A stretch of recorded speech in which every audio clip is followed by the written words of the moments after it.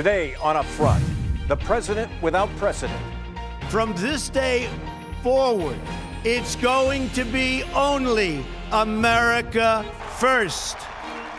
Donald Trump, now the 45th president of the United States. Today on Upfront, the Trump voters. What do they want to see him do in the next 4 years? Then, sitting it out, Democratic Congressman Mark Pocan on why he stayed home from the inauguration. And the president and the speaker. ABC political director Rick Klein on the Trump-Ryan relationship.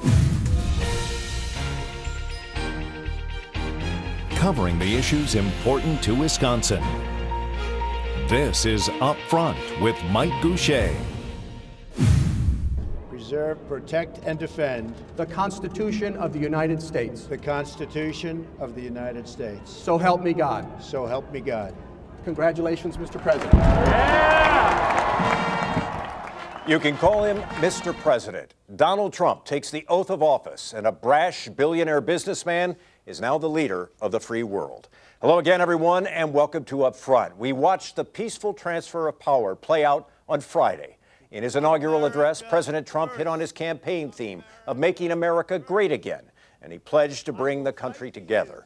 Senator Ron Johnson, Governor Walker, and the state's Republican members of Congress attended the inauguration. So did Democrats Tammy Baldwin, Gwen Moore, and Ron Kind. But Madison area Democratic Congressman Mark Pocan decided to sit it out. He stayed home.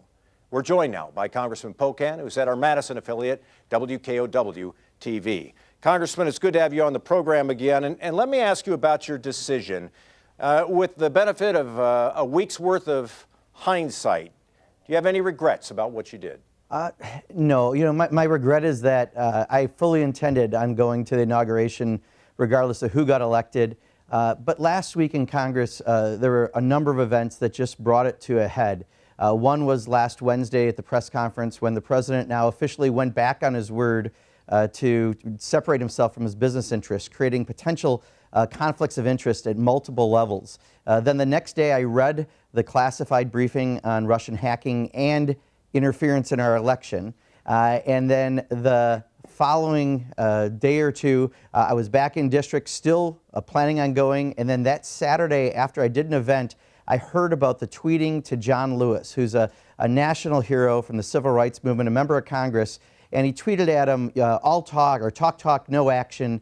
And this is a guy who's done more in 1 week of his life than Donald Trump's Twitter account has done in its entirety. And I just respect the office of the president so much. I want Donald Trump to show that he respects the office of president. And I figure the most important thing to him was building an audience. He's been advertising to have an audience at the inaugural. And if a number of us didn't show, maybe that'd get his attention. Because let's face it, Mike, Paul Ryan and Reince Priebus, well connected with him from Wisconsin, haven't been able to get him to change his bad habits despite working with him and give him lots of attaboys.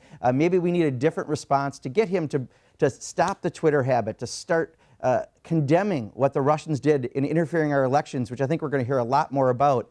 We just need a change in attitude and a respect for the office of the president. But you don't really believe that if Paul Ryan and Reince Priebus and other Republicans can't convince him to leave Twitter behind, you don't really believe that your boycott and the boycott by Democrats is going to have any impact, do you? I do, because I think one of the things we have to realize about him, and I read a really interesting article about a month ago, if you look at him as a politician, you're not going to understand him. If you look at him as a celebrity, you will. And this is my theory. All his life, recent life, he's been a reality show star. His job has been to get people to watch him, to do outrageous things. So more people watched him so he could charge more for ads, so people would buy cereal and tires and things like that. So he still does tweets in order to get a reaction from the base, when we need him to be more nuanced. We need him to be dignified. We need him to be the leader of the free world, and that means he has to have a different approach. And I think he doesn't like it when people don't like him. And I think if we can just show that we have a disconnect, we're not going to go to this today, I think that's a message, because it stood out and it was something that he didn't like because he was desperately trying to build an audience. So let's just try it. But I think we need to try everything we can, because everyone I've talked to, even Trump supporters, want him to put that Twitter account down before he does real damage. You can't get up at 4:30 in the morning, be mad at someone, tweet something out. Sometime we're going to have another world leader who has a different reaction that we can't reel back in. and that's dangerous for our country. It's not about Donald Trump. It's about the United States of America. John Lewis said he didn't think Donald Trump was a legitimate president. I believe you have said you do believe that he was legitimately elected. If he was legitimately elected, isn't this just simply disrespect for the office?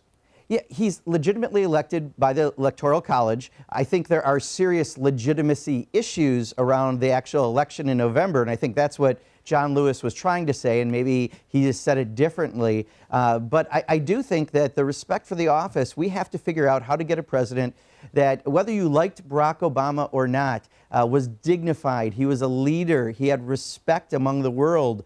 We need to have that. And even if Donald Trump and I may disagree on some policies, I think there's some things we may agree on, and I'm going to work with him on those things. But none of those things are going to happen unless we have a different approach to being president, one that's respectful, one that treats everyone with respect. And there's a lot of people who are just really afraid right now. And I think I'm hopeful that the president-elect and now the president will be able to hopefully change so that he can be a leader for absolutely everyone. So the final question is this, and this is something that you and I have talked about on a number of occasions.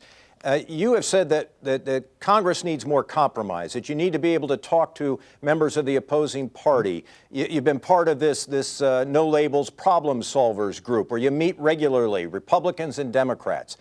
How do you go to those meetings now when you have decided not to attend the inauguration of a legitimately elected Republican president? How do you go to those meetings and have any credibility with Republican lawmakers? Yeah, I mean, Mike, unfortunately, that group has somewhat dissolved in the sense that they decided to get involved in elections. And the whole idea between that group was you don't start endorsing candidates because you got to be able to work together. But I think it's just your approach. I mean, now that I'm serving on the Appropriations Committee, I think that's a great example of a committee where people do have to work together in order to get things done. And I've never had a problem with doing that. And if the new president, if Donald Trump wants to really go after the pharmaceutical companies that are gouging us and wants to negotiate for better prices, I'm going to work with him. If he wants to renegotiate NAFTA so we can keep manufacturing jobs in the U.S., I'm going to work with him. But if he's going to try to take our tax dollars away from our public schools and go to private schools, I'm going to fight him. If he tries to go after Medicare or Social Security like the Republicans in Congress want to, I'm going to fight him. But what I care about is going forward and trying to find out what we have in common. And I will work with him where I can, but I'll also oppose him where I can't. And I think I'm going to try to offer alternatives to maybe some of the ideas where I disagree with him so that people can see there are different choices. Democratic Congressman Mark Pocan from the Madison area, we appreciate your time today. Thanks very much for being with us. Sure. Thank you, Mike. And later on up front, the relationship between Donald Trump and Paul Ryan, what Trump is now saying about it, why Ryan is optimistic, and how it could change. But first, they put their trust in Trump. Wisconsin voters tell me about their hopes and expectations for the new administration. That's when Up Front continues. Up Front with Mike Goucher, brought to you by the American Transmission Company.